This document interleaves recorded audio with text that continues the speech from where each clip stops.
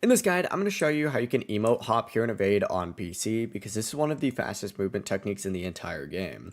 Before we do get into this guide, make sure to like the video and subscribe to the channel with all notifications on. It really does help the channel and lets us know that you want more content like this. We'd greatly appreciate it, and if at any point throughout this guide you did have any questions, just ask them down in the comment section below and we could help you out further. I'm going to be doing my best to reply to every single comment down there. Now, emote hopping works by combining bunny hopping with moving emotes to reduce friction, and that'll allow you to slide across the map at really high speeds. First things first, you're going to need a moving emote. This is super important. Stuff like the gritty, the bold march, the backslide, or the default dance all work extremely well. Standing emotes will not work because they will stop your movement.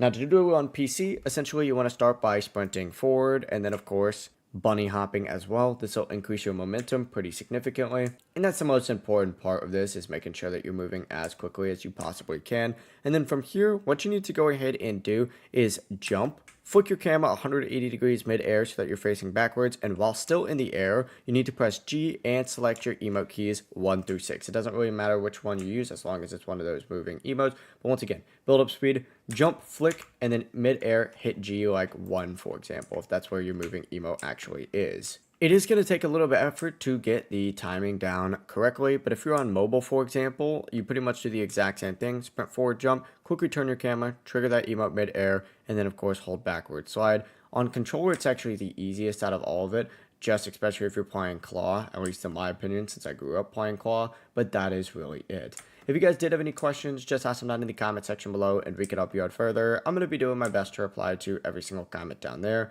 Before you do leave this guide, make sure to like the video and subscribe to the channel with all notifications on. It really does help us out. Let us know that you want more content like this. We'd greatly appreciate it. Have a great rest of your day though. Peace.